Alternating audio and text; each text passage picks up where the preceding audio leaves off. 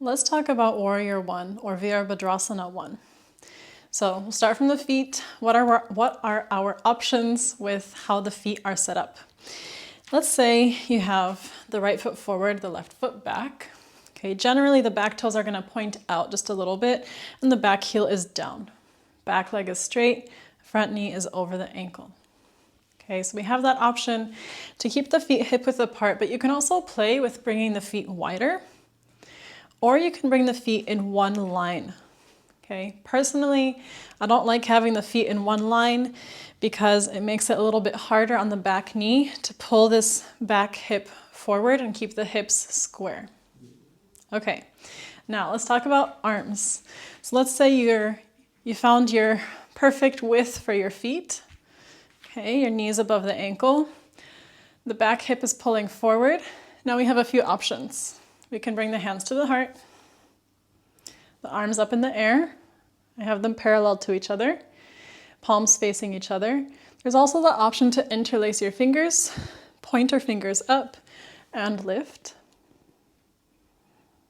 Okay, and then we also have any other option with the arms. So some people like to do eagle arms here, for example, but that's generally in a more creative flow, or you're doing that for some specific reason. Talk about finding your favorite Warrior 2, something that works for your body. I'm going to show you two of the most common or classic foot positions when we're in Warrior 2. So let's say the right foot is forward, the left heel is back.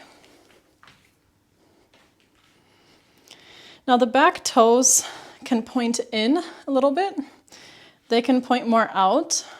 It really depends on your ankle and what's going on and how grippy you feel on your mat.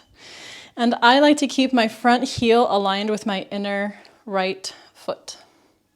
Okay, so hopefully you can see that from this angle, but bend the right knee and we're in Warrior 2. Okay, the other option is to align the heels with each other. So back heel to the back heel. And these are the most common, you can say, alignments of the feet. Now, let's talk about arms. Let's say you're in Warrior 2. Let's say you're super tired and you've had enough. You can bring your arms or your hands to your hips. Okay, you can bring your hands to your heart, Anjali Mudra. The classic arms are arms out. And then, of course, you can get creative with the arms, do anything else your heart desires. So there you go. Try it. Feel free to let me know what you think and what your favorite Warrior 2 is. Let's talk about the different options you have for Warrior 3 or Virabhadrasana 3. This is a balancing pose, so we have a lot of different options and a lot of different stages of the pose for you to enter into and hold. So let's say that we have the hands on the hips. We're just going to talk about legs for now. Bring one foot back, right?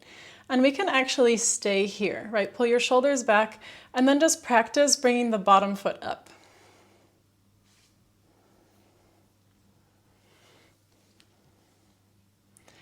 Now let's say your balance is feeling really good today and you can keep your back foot up.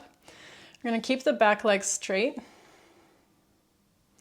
And you can stay here, Warrior 3. The next option is to hinge forward from your hips. Maybe stop where you can or where you'd like to. Okay, and we can come all the way into a T position and then relax. So a few different options for the legs. Now with the arms, you can hold on to something. So you can bring your hands onto a chair or hold onto a wall if you won't be leaning forward. And once you do lean forward, you can stay there, you can release, you can practice here. I wasn't prepared for that. And then we also have the option to keep the hands on the hips, as I showed earlier. Bring your hands to your heart in Anjali Mudra, one of my favorites. You can bring the arms back. Some people call this airplane. Squeeze your shoulder blades together. And then of course we have the classic, arms are alongside the ears. So from the fingertips to the heel, we're in one long line. So feel free to practice, enjoy, and I'll see you for the next one.